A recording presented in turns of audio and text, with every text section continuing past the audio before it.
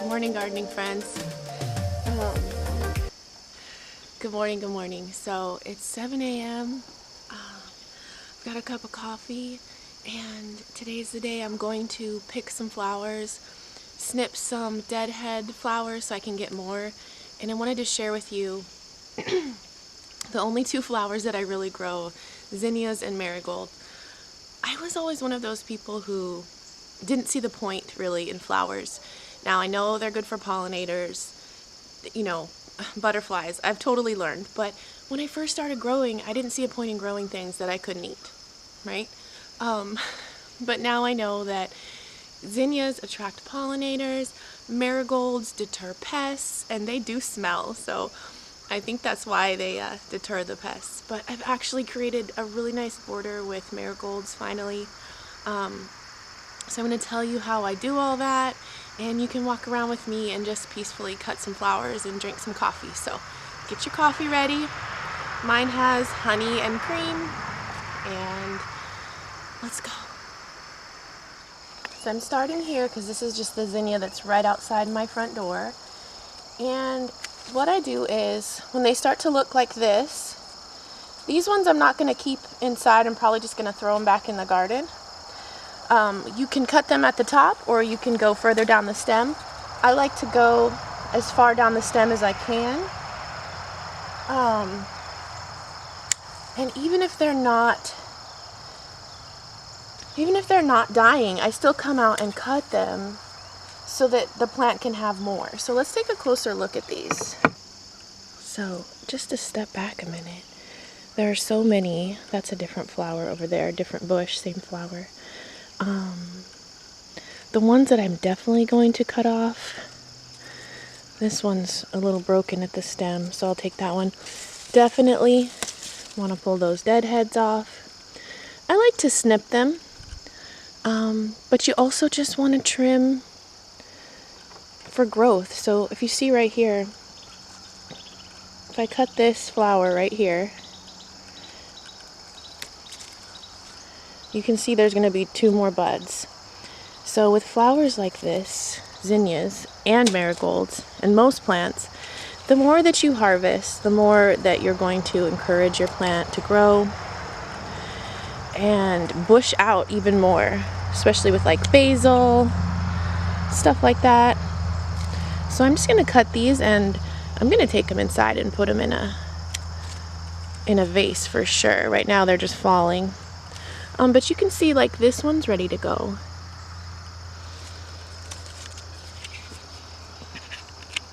If we come over here, this is my prized baby here. This here is the candy cane zinnia, and I have been trimming it.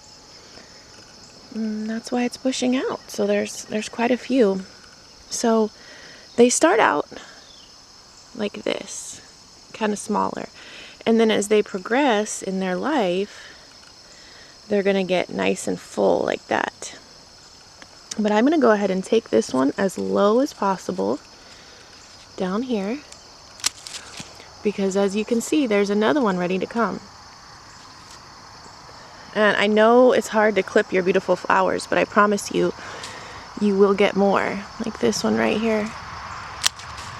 I'm going to get another one there. Just gives your plant more energy for its other flowers. Yay!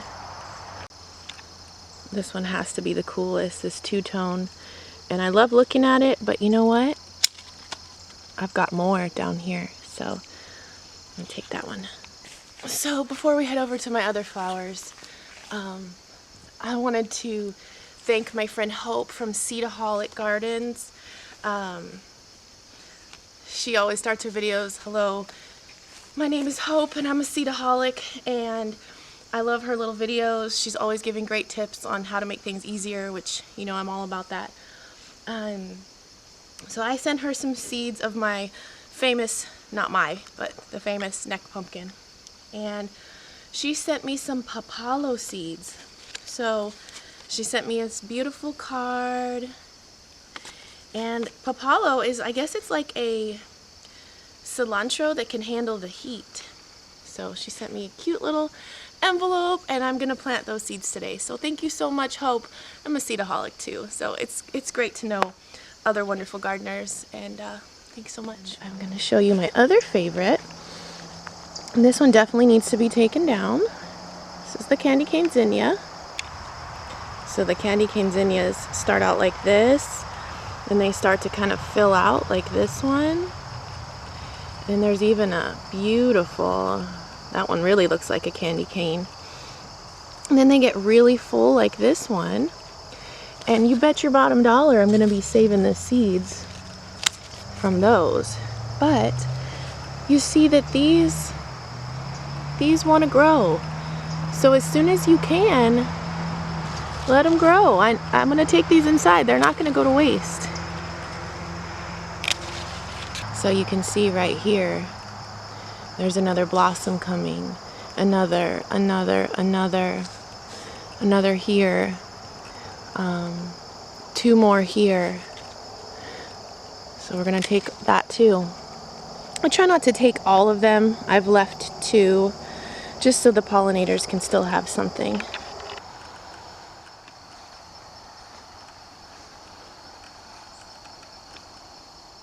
Alright, so this is really cool. These are the marigolds.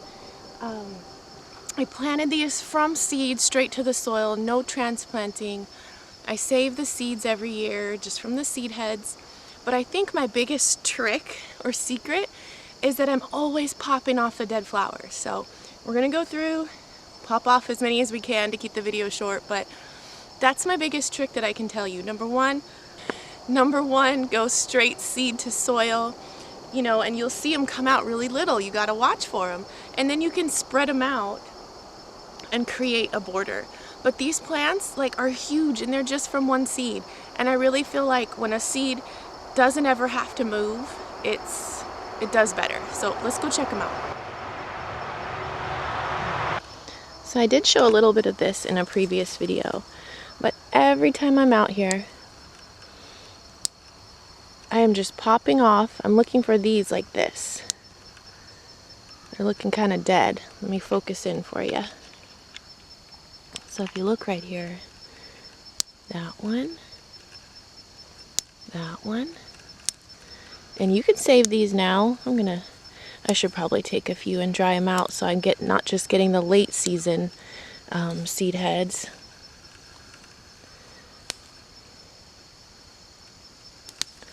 So that's it, you guys. I just come through,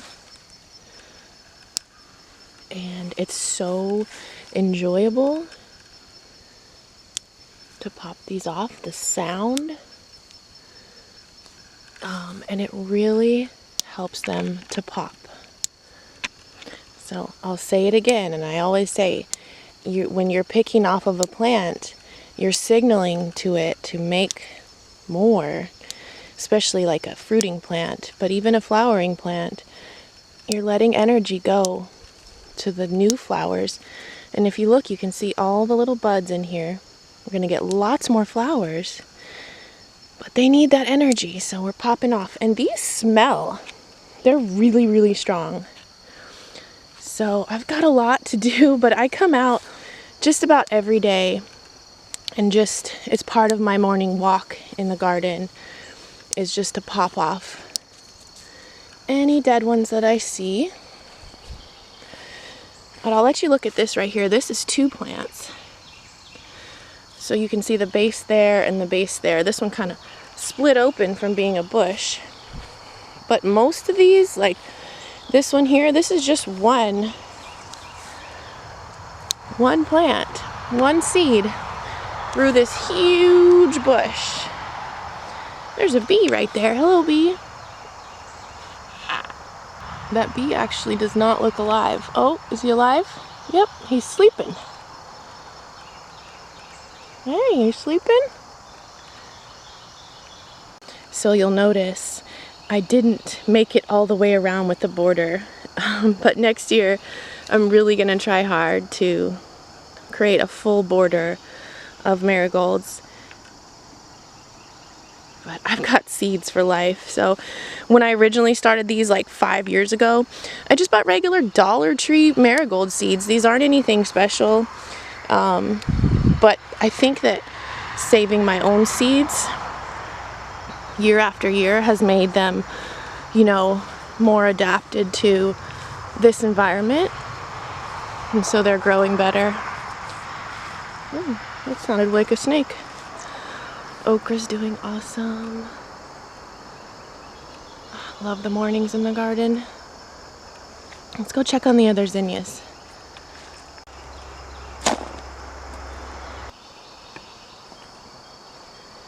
Alright, we are here at the other zinnia patch. I just want to thank you guys for watching. I truly love making videos about the garden. They're not my most successful videos, but it's my passion. So if you're here, I'm so happy you're here. You're amazing. So this is actually my husband's zinnia garden. I started all these zinnias from seed, and then they're about this big, transplanted them over here where we used to have a big ugly hedge, and now I think it looks pretty cool. So we're just gonna cut a few from over here.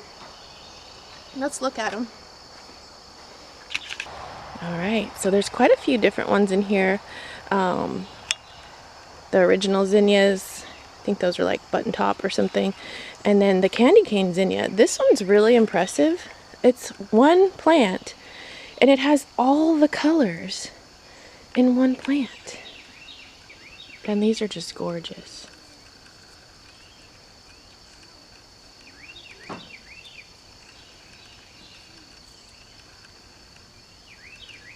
Gorgeous. All coming from this one plant. So I am going to trim a couple from here. This one's ready to be trimmed.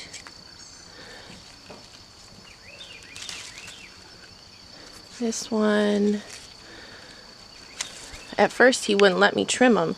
And I said, honey, I know what I'm doing. I really do, I promise you. And so now he's like, will you please go trim my zinnias today? So I will be picking those up, of course. I'm going to go ahead and take that one. So still leaving a couple on the top, but we've got buds. And then you can see that one needs to go. That one. That one. And this one. Zinnias are amazing because they'll just fall over and pick themselves right back up. I have one more to show you. This one is one solid color pink, and it is amazing. So here's the stem, and it bent over and it twisted and then it popped up. So if that's not a metaphor for life knocking you down, I really don't know what is. So I've been trimming from this. Looks like something's been eating this one. But here comes another bud here. So I've been pruning lots of flowers from this. And that's my secret, guys. The more you pick, the more you get. I'm gonna go put these in some vases inside. It's my one marigold over here. One plant. One more thing I forgot to mention is that if you're watering, now these are bugs. I have some weird caterpillars on my zinnias, but when you're watering your zinnias, it's really important that you water from the base. If you splash all this with overhead water, you're eventually going to get some really weird spots.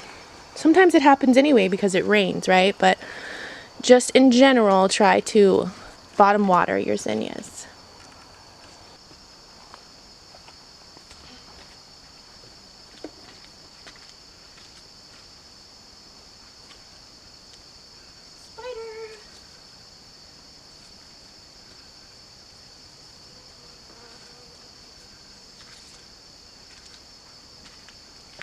Watch out for spiders on zinnias, if I hadn't said that already. They love them. So, thank you guys so much for watching. This flower's for you. Have a beautiful day. Focus on the beautiful. And I really appreciate you. Alright, happy growing. Bye.